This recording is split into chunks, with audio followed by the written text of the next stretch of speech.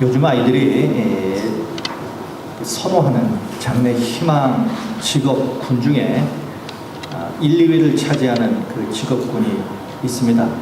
그것은 연예인입니다. 요즘 아이들이 연예인 되기를 굉장히 갈망하더라고요. 그래서 TV에 그 가수가 되는 그런 프로그램을 보면 엄청나게 많은 사람들이 그 신청을 해서 나오곤 합니다. 스포트라이트를 받죠. 화려합니다. 좋은 옷을 입고 꾸미고 대중들의 인기를 먹고 그런 사람들을 보면 정말 과거에 그 어떤 고생도 전혀 하지 않은 사람들처럼 보입니다.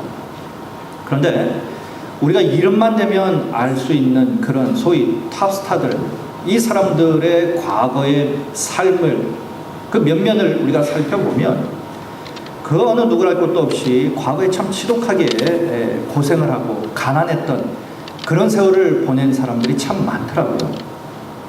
너무 가난해서 어릴 때부터 옥탑방에서 살았던 것은 그냥 보통 기본적인 이야기고요. 중학교 때부터 아르바이트를 해야 생활을 할 수 있는, 그래서 돈을 버느라 고등학교도 졸업하지 못한 그런 스타들도 있고요. 탄광촌에서 태어나서 탄광촌에서 자란 그런 사람도 있고, 물도 나오지 않는 그런 산동네에서 자란 그런 아주 어렵게 가난한 그런 삶을 살았던 그런 배우들도 있더라고요. 그런데 이런 모든 고생이 그들에게 참 많았지만 그들 가운데에 가장 큰 고통이 있었다면 과거에 그들이 경험했던 가난이 아니라 기다림이었답니다. 기다림이 그들에게 가장 큰 고통이었답니다. 오랜 무명 시절을 보내면서 한 번이라도 제대로 된 배역을 맡는 그것을 소원하는 거죠. 그 배역을 맡을 때까지 기다려야 하는 그 기다림. 한 번이라도 제대로 사람들에게 알려지는 노래 한 곡 부를 때까지 기다려야 하는 그 기다림의 고통. 그것이 가장 어려웠다는 겁니다. 그런데 이런 기다림의 고통이 어디 그들만의 문제냐 하는 거죠. 우리도 역시 살면서 나름대로 그 무언가를 기다리며 우리도 삽니다. 어떤 사람은 사업의 대박을 기다리고, 어떤 사람은 병으로부터의 완치를 기다리고요, 합격을 기다리고, 그리고 결혼을 간절히 소원하는 그러한 청년들이 있다면 그 사람들은 배우자를 간절히 기다리겠죠. 성공을 기다리고, 멀리 떠난 사람을 기다리고, 그리고 이제 나이가 점점 드시는 분들 같으면 천국도 기다리겠죠. 당면한 문제가 해결되기를 기다리는 분들도 계시고요. 장사하는 분들 같으면 더 많은 손님이 오기를, 그 손님을 또 간절히 기다리겠죠. 거래가 성사되기를 기다리고요. 직장에 다니는 분들은 승진을 기다리고요. 어린아이들 같으면 빨리 어른이 되기를 또 기다리기도 하겠죠. 이처럼 사람들은 나름대로 그 무언가를 기다리며 삽니다. 하지만 이 기다림이라고 하는 것이 그렇게 만만한 것이 아니라는 거예요. 여간 어려운 것이 아니라는 겁니다. 그래서 무언가를 이루지 못하는 사람들이 대부분이에요. 오늘 본문에도 보니까 기다리는 한 사람이 등장하는데 그 사람은 다윗이라는 사람입니다. 자, 1절부터 한번 말씀을 한번 보시겠습니다. 자, 1절부터 보시겠습니다. 여호와여, 어느 때까지니까 나를 영원히 잊으시나이까? 주의 얼굴을 나에게서 어느 때까지 숨기시겠나이까? 나의 영혼이 번민하고 종일토록 마음에 근심하기를 어느 때까지 하며 내 원수가 나를 치며 자랑하기를 어느 때까지 하리까? 지금 다윗이라고 하는 이 사람이 무언가를 기다리고 있습니다. 이 다윗이 지금 기다리고 있었던 것은 하나님의 도우심이었어요. 우리가 같이 이 시를 쭉 읽었는데요, 이 시를 보면 정말 다급하고 안타까운 그 어떤 다윗의 비탄한 마음이 그대로 전해집니다. 시편이 총 150편인데 그 가운데에 비탄시가 36개입니다. 그 중에 하나가 바로 오늘 본문 이 시편 13편입니다. 다윗이 이 시를 지을 때에 구체적으로 그가 어떤 상황에 놓여져 있는지는 잘 알지 못합니다. 그러나 우리가 그 상황을 대충 짐작은 할 수 있습니다. 다윗은 골리앗을 쓰러뜨리고 나라를 건지는 큰 공을 세웁니다. 졸지에 군대 장관이 됩니다. 그리고 그 당시에 왕이었던 사울의 사위가 됩니다. 그러나 너무 빠른 성공은 오히려 사울로 하여금 정적으로 삼게 만들어버렸어요.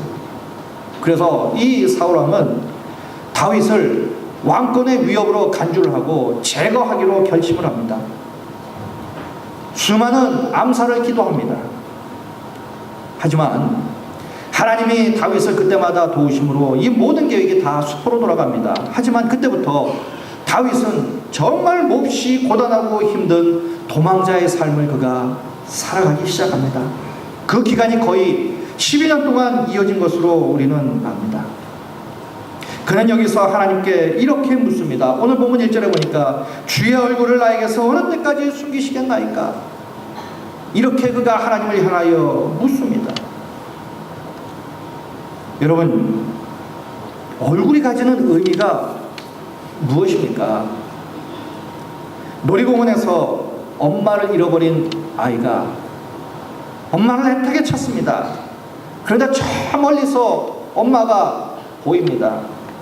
그 엄마의 얼굴만 봐도 그 아이는 울음이 터지고 그 엄마에게 달려갑니다. 엄마의 품에 안깁니다. 그 아이에게서 세상에서 가장 반가운 얼굴은 바로 엄마의 얼굴이에요. 수백 명, 수천 명이 있어도 금방 눈에 들어오는 것은 자기의 엄마의 얼굴입니다. 그만큼 간절하다는 것이죠. 마찬가지로 지금 다윗은 하나님의 얼굴을 지금 간절히 사모하고 있는 거예요. 고통받고 있는 자신에게 어서 빨리 하나님이 당신의 얼굴을 보여주시기를 간절히 지금 다윗은 갈망하고 있습니다. 그러나 사방 어디를 둘러봐도 하나님의 얼굴이 보이지 않는 거예요. 그런 상황에서 지금 다윗은 하나님의 얼굴이 보이지 않으니 번민하기 시작합니다. 그의 영혼이 번민하고 종일토록 마음에 근심한다고 그가 고백하고 있어요. 하나님께서 나를 도와주시려고 나타나서 당신의 얼굴을 보여주셔야 하는데 어디서도 하나님의 얼굴이 보이질 않는 거예요. 그러니 다윗의 이 영혼이 번민합니다. 종일토록 마음이 근심으로 얼룩져 있는 거예요. 지금 우리가 쓰고 있는 성경에는 번민이라고 번역이 되어 있지만 우리가 그 이전에 사용했던 개역 성경에는 경영이라고 번역이 되어 있습니다. 그 의미는 뭐냐면 이런 의미예요. 사업하는 사람들이 어떤 문제를 만났어요. 그 문제를 해결하기 위해서 얼마나 많은 생각을 합니까? 얼마나 골똘한 생각을 합니까? 이것이 바로 번민이라는 거예요. 그러니까 지금 다윗은요, 그가 지금 당한 위기가 있었어요. 이 위기에서 벗어날 방법을 지금 골똘히 생각을 하고 있는 거예요. 하나님은 나를 선택하셔서 이스라엘 왕이 되라고 하셨는데 내가 먼저 왕이 되겠다고 한 것도 아니고 나는 그저 조용히 살고 싶었는데 하나님이 나를 왕으로 세운다고 하셨단 말이죠. 그래서 나를 치열한 전쟁터로 보내고 권력자들의 모임으로 끌어낸 분이 하나님이신데 그런데 왜 하나님은 나를 이렇게 힘든 처지에 그냥 나를 방치해 두는 것이냐 하는 거예요. 왜 나를 그냥 두시냐는 겁니다. 이 상황에서 도대체 나는 어떻게 해야 되는 것이냐는 거예요. 과연 나는 이 위기에서 벗어날 수 있을까? 내가 어디로 피해야 될 것이냐? 모압 땅이냐? 블레셋이냐? 그가 지금 마음이 번민하여 영혼이 번민하여 별의별 생각을 지금 다 하고 있다는 거예요. 고민하고 있다는 거죠. 그런데 문제는 사람들이 갖는 이 많은 생각과 이런 계획도 결국 우리에게는 아무런 도움이 되지 못한다는 거예요. 오히려 고통만 가중될 뿐이죠. 그래서 잠언 17장 22절에서 이렇게 말하지 않습니까? 마음의 즐거움은 양약이었어도 심령의 근심은 뼈를 마르게 한다는 거예요. 여러분 그렇지 않습니까? 문제 있을 때에 밤새도록 뜬 눈으로 고민을 합니다. 얼마나 고민이 깊은지 뼈가 마를 정도예요. 지금 다윗이 지금 그러고 있는 거예요. 밤낮으로 지금 괴로워하고 있습니다. 왜 하나님이 나를 이렇게 놔두시는 것일까? 왜 하나님은 당신의 얼굴을 나에게 보여주지 아니하시는 것일까? 이런 상황에서 다윗은 지금 하나님께 항의하듯 부르짖습니다. 왜 나를 그냥 두십니까? 왜 나를 버리십니까? 왜 나에게 당신의 얼굴을 보여주지 아니하십니까? 이 다윗의 마음에 안타까움이 가득합니다. 그럼 왜 이렇게 안타까움이 가득합니까? 하나님의 도움이 빨리 임하지 않기 때문이에요. 그 하나님의 도우심을 기다리다 지금 점점점 지쳐가고 있는 거예요. 뼈가 지금 말라가고 있는 겁니다. 더 이상 기다릴 수 없는 상황까지 지금 와 있다는 거예요. 결국 여러분, 이 기다림이라고 하는 것은요, 시간과의 싸움이에요. 그래서 다윗도 이 시간과 관련된 항의를 하나님 앞에 계속합니다. 어느 때까지입니까? 어느 때까지입니까? 4번씩이나 다윗은 하나님을 향하여 이 시간에 관련하여서 하나님 앞에 항의합니다. 어느 때까지입니까? 내가 도대체 어느 때까지 기다려야만 합니까? 이렇게. 그렇습니다. 우리도 살다 보면요, 정말 힘든 일 만납니다. 고통스러운 일을 만납니다. 때론 그 일이 질병으로 다가오기도 해요. 하루 이틀의 문제가 아닙니다. 어쩌면 평생을 싸워야 하는 정말 지긋지긋한 그러한 고통스러운 질병일 수도 있어요. 어떨 때는 문제가 해결될 듯 말 듯 하면서도 나를 그렇게 괴롭힙니다. 지긋지긋하게 나를 쫓아다니면서 나를 힘들게 만들어요. 이럴 때 우리가 어떻게 하면 좋습니까? 우리가 가질 수 있는 태도는 둘 중에 하나예요. 포기하든가 아니면 끝까지 붙드는 거예요. 하나님의 도우심을 기다려도 소용없다 하면서 포기해버리든가 아니면 하나님의 도우심을 더 간절히 매달려 기다리는 것입니다. 여러분들 같으면 어떻게 하시겠습니까? 저는 제 경험이 아니라 성경에 입각해서 이렇게 말씀드리고 싶어요. 우리는 여기서 더 이상 포기할 수 없다는 거예요. 우리는 더 기다려야 한다는 겁니다. 더 하나님 앞에 매달려야 한다는 것이에요. 여러분, 성경을 한번 보십시오. 정말 성경을 보면요, 얼마나 많은 경우에 하나님이 당신의 자녀들이 정말로 지치고 지칠 정도로 너무너무 오랫동안 침묵하실 때가 참 많습니다. 뭔가 말을 해주셔야 되는데 아무 말을 하지 아니하시고 계속해서 기다리게 만들 때가 얼마나 많은지 몰라요. 예를 들어볼까요? 요셉이 17살 때 하나님으로부터 연이어 꿈을 받습니다. 그 연이어 받은 그 2번의 꿈의 공통점은 그가 존귀한 사람이 되어서 주위의 많은 사람들이 자기에게 절을 한다는 거예요. 그 꿈을 보면 분명히 하나님은 이 요셉을 높여줄 거라고 하는 그 계획이 있었다는 것은 틀림없어요. 그런데 문제는 현실은 정반대로 돌아가고 있다는 것이에요. 높아지기는커녕 요셉은 밑바닥까지 내려가서 남의 나라의 노예가 되어버립니다. 그것도 설상가상으로 감옥에 들어갑니다. 치욕적인 죄목으로 감옥에 갇힙니다.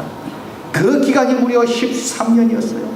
그런데 13년 동안 하나님은 요셉에게 왜 네가 그렇게 살아야 하는지 단 한마디도 말을 해주지 않습니다.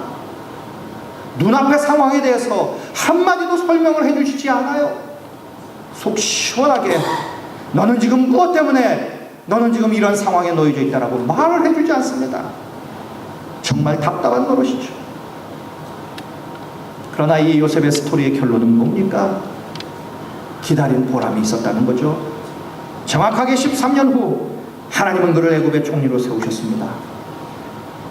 17살의 꿈을 하나님은 그대로 성취해 주셨어요. 하나님은 말로 무엇 때문에 네가 지금 이 고생을 한다, 말로 앞으로 너는 어떻게 될 것이다 말씀을 해준 것이 아니라 정확하게 13년 후에 환경으로 하나님의 뜻을 요셉에게 보여주셨어요. 이런 요셉이 만약에 우리에게 권면을 한다면, 아니 거꾸로 그러한 기다림을 잘 통과한 그 요셉을 붙잡고 우리가 나도 이렇게 기다림의 고통 속에 있는데 어떻게 하면 좋으냐고 우리가 요셉을 붙잡고 우리가 묻는다면 그 요셉은 우리에게 뭐라고 대답해 줄까요? 요셉도 이렇게 대답해 줄 겁니다. 여러분, 힘들더라도 끝까지 하나님을 놓으시면 안 됩니다. 마지막까지 하나님을 바라보셔야 합니다. 절대로 포기하면 안 됩니다. 13년은 곧 지나갈 것입니다. 그러니 마지막까지 싸우시고 승리하시길 바랍니다. 요셉도 우리에게 그렇게 이야기할 겁니다. 이런 하나님의 침묵을 경험한 또 다른 사람이 있어요. 요셉보다 더 오랜 시간을 기다린 사람이 있어요. 모세입니다. 그는 무려 40년 동안 하나님의 침묵을 받아들여야 하는 그 고통 속에 있었어요. 히브리 사람을 구하려다가 살인자가 되어서 미디안 광야로 쫓겨납니다. 미디안 광야에서 그가 결혼하여서 자기네 집에서 머무는 기간이 40년이었어요. 왕자에서 그가 미디안에 처가살이를 하는 목동으로 전락해버립니다. 그것도 40년 동안이다. 그런데도 하나님은 철저하게 한마디도 이야기하지 아니하십니다. 네가 왜 지금 이 광야에서 처가살이를 40년 동안 해야 되는지 단 한마디도 설명해 주지 않았어요. 하나님은 모세에게 나타나서 네가 5년만 기다려라, 10년만 있어라, 20년만 있어라, 단 한마디도 얘기해 주지 않았습니다. 네가 지금 미디안 광야에서 처가살이를 해야 하는 이유를 한마디도 얘기해 주지 않았습니다. 그런데 성경은 모세가 그 오랜 기다림의 고통을 잘 통과했다고 말합니다. 40년이 지난 후 하나님은 호렙산 떨기 가운데에서 모세를 찾아오셨고 그의 삶을 일으켜 세워주셨습니다. 영광되게 만들어주셨습니다. 뿐만 아니라 오늘 본문의 주인공 다윗도 마찬가지입니다. 사무엘이 와서 그에게 기름을 부어요. 그리고 이스라엘의 왕이 될 것이라고 말합니다. 그리고 어린 소년이었던 다윗이 골리앗을 물리칩니다. 하루아침에 영웅이 됩니다. 그 골리앗을 물리치고 돌아오는 길에 백성들이 뭐라고 말합니까? 사울은 천천히요, 다윗은 만만이로다. 이제 곧 자기가 왕이 되는 줄 알았어요. 근데 이게 웬일입니까? 다윗은 사울 왕의 사위까지 되는 데는 승승장구했지만 그 이후에는 죽음의 고통이 그와 함께 그를 따라다닙니다. 그 많은 세월을 지나고 그가 헤브론에서 유다 지파의 왕이 되는데 30살이 되었어요. 그도 요셉만큼 기다렸습니다. 거기에 그치지 아니하고 다윗이 유다 지파의 왕이 아니라 이스라엘 전체 지파의 왕이 되는데 더 많은 세월이 필요했단 말이에요. 더 많은 시간을 기다렸습니다. 금방 되는 것 같았는데 그는 오랜 세월을 기다려야 왕이 된단 말이에요. 하나님의 침묵을 그도 경험했다는 거예요. 그래서 여러분, 성경은 우리에게 기다리라고 말합니다.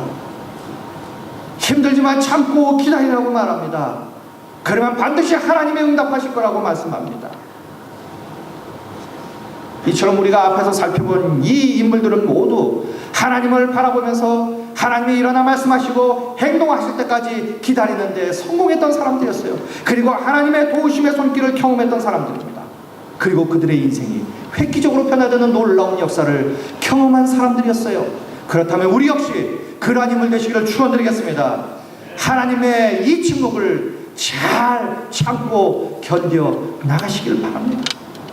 어느 때까지입니까? 라고 풀어짓고 싶을 때가 있어요. 더 이상 기다릴 수 없습니다. 나는 더 이상 기다리지 않겠다.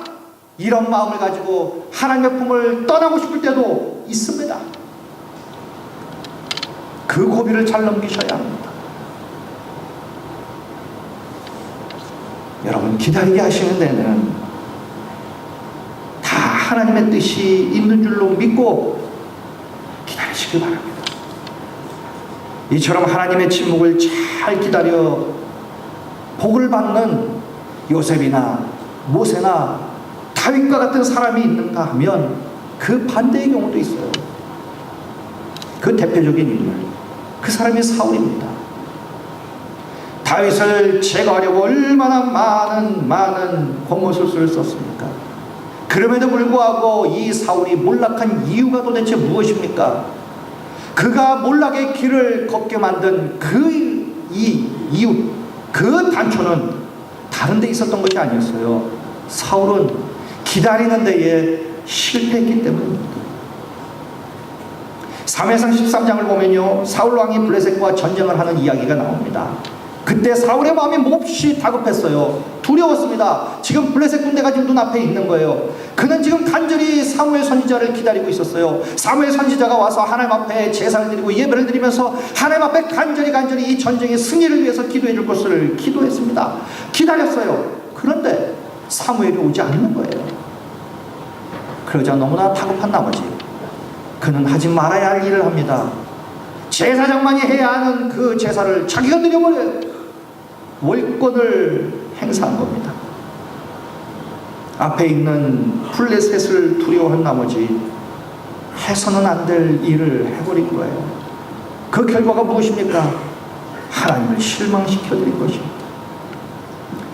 자, 사무엘상 13장 8절 이하에 보면 그때의 상황이 잘 나와 있습니다. 제가 한번 읽겠습니다. 사울은 사무엘이 정한 기한대로 이레 동안을 기다렸으나 사무엘이 길갈로 오지 아니하매 백성이 사울에게서 흩어지는지라 사울이 이르되 번제와 화목제물을 이리로 가져오라 하여 번제를 드렸더니, 지금 사울 자신이 제사를 드리면 안 되는데 지금 드리고 있는 거예요. 계속해서 보시면요, 번제 드리기를 마치자 사무엘이 온지라 사울이 나가 맞으며 문안하매 사무엘이 이르되 왕이 행하신 것이 무엇이냐 하니 사울이 이르되 백성은 내게서 흩어지고 당신은 정한 날 안에 오지 아니하고 블레셋 사람은 mik마스에 모였음을 내가 보았으므로 이에 내가 이르기를 블레셋 사람들이 나를 치러 길갈로 내려오겠거늘 내가 여호와께 은혜를 간구하지 못하였다고 부득이하여 번제를 드렸나이다 아니라. 지금 자기가 핑계를 대는 거예요. 왜 내가 당신을 기다리지 못했는지 핑계를 대고 있는 거예요. 자, 그러자 사무엘이 이제 사울에게 아주 혹독하게 책망을 합니다. 사무엘이 사울에게 이르되 왕의 망령 때 행하였도다. 왕의 하나님 여호와께서 왕에게 내리신 명령을 지키지 아니하였도다. 그리하였더라면 여호와께서 이스라엘 위에 왕의 나라를 영원히 세우셨을 것이거늘 지금은 왕의 나라가 길지 못할 것이라. 여호와께서 왕에게 명령하신 바를 왕이 지키지 아니하였으므로 여호와께서 그의 마음에 맞는 사람을 구하여 여호와께서 그를 그의 백성의 지도자로 삼으셨느니라 하고. 무슨 얘기입니까? 사울은 지금 하나님 마음에 합하지 아니한 사람이었다는 거예요. 그래서 이제는 하나님께서 당신의 마음에 합한 사람을 새롭게 세우겠다는 것이에요. 그가 누굽니까? 다윗이잖아요. 자, 그렇다면 이 다윗과 사울, 이 두 사람의 차이가 도대체 무엇입니까?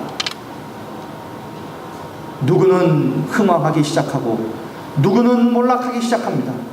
이 단초가 도대체 무엇입니까? 그것은 바로 기다림의 능력이 달랐다는 거예요. 사울은 그 며칠을 기다리지 못했어요. 그러자 큰 범죄를 저지르게 됩니다. 사랑하는 성도 여러분, 기다림이라고 하는 것은 분명 어렵고 힘든 일이에요. 하지만 하나님이 우리를 기다리게 하신 데에는 분명 하나님의 뜻이 있는 줄로 믿습니다. 하나님의 침묵은 우리에게 고통처럼 보이지만 그 안에는 분명 우리가 형용할 수 없는 놀라운 하나님의 축복이 담겨져 있는 줄로 믿습니다. 그러기에 우리가 하나님의 침묵 가운데서도 기다려야 하고 기다릴 수 있는 이유가 바로 거기에 있는 거예요. 자, 그렇다면 하나님께서 우리를 계속해서 기다리게 만들게 하실 때에 그럼 우리는 무엇을 해야만 합니까? 그냥 멍하니 앉아만 있는 것입니까? 아닙니다. 하나님께서 우리를 기다리게 하실 때에 우리가 해야 할 일이 있습니다. 그것은 바로 기도인 거예요.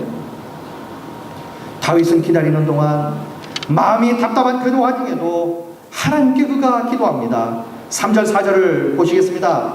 여호와 내 하나님이여 나를 생각하사 응답하시고 나의 눈을 밝히소서. 두렵건대 내가 사망의 잠을 잘까 하오며 두렵건대 나의 원수가 이르기를 내가 그를 이겼다 할까 하오며 내가 흔들릴 때에 나의 대적들이 기뻐할까 하나이다. 기다리는 중에도 다윗이 이렇게 걱정이 참 많았습니다. 자기가 사망의 잠을 잘까 걱정되었고 원수가 나를 이겼다고 통쾌할까 봐 걱정되었고 대적이 기뻐할까 걱정이 되었습니다. 그러나 다윗은 그 걱정만 하고 있지 아니했다는 거예요. 그 걱정 중에도 다윗은 여호와 내 하나님이여 라고 하나님을 붙잡고 부르셨습니다. 나를 생각하사 응답하시고 나의 눈을 밝혀 주시옵소서라고 하나님을 붙잡고 간절히 매달려 기도했다는 거예요.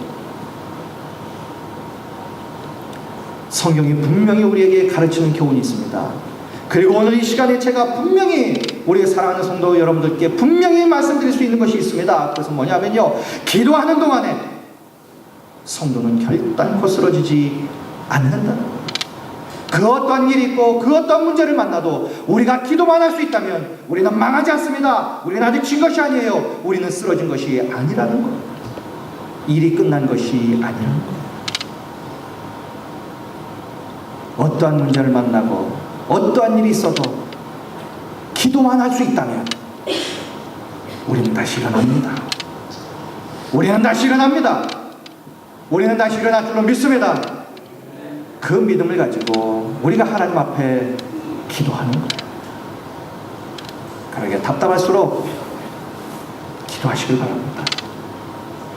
침묵하시는 것처럼 보일 때 더욱더 우리가 하나님 앞에 기도해야 합니다. 너희는 마음에 근심하지 말라. 하나님을 믿으니 또 나를 믿으라. 너희 염려를 다 주께 맡기라. 이는 그가 너희를 돌보시리라. 기도하셔야 합니다.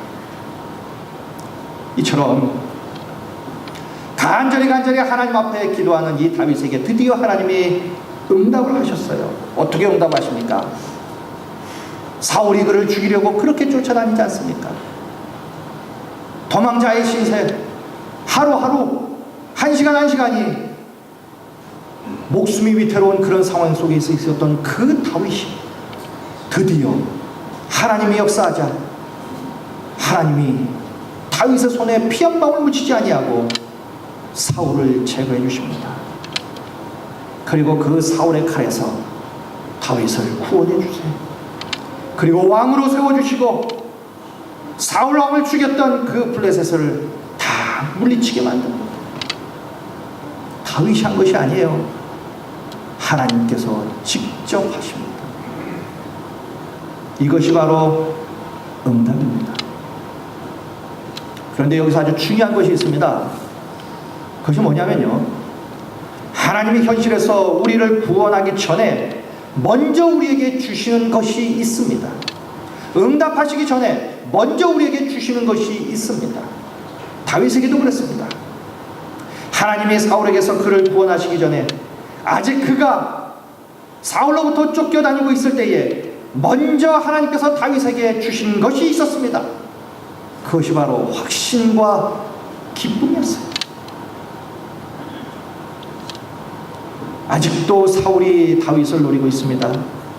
아직 다윗은 왕이 된 것이 아닙니다. 그러나 이미 다윗의 마음에는 두려움과 근심이 다 사라져버렸어요. 하나님이 반드시 구원하실 것을 믿는 확신과 기쁨을 충만하게 다윗의 심령에 불어넣어 주셨습니다. 그리고 그 어려운 고통 중에서도, 그 기다림 중에도 다윗은 바로 그 확신과 기쁨을 누리고 있었던 것이에요. 5절을 한번 보십시오.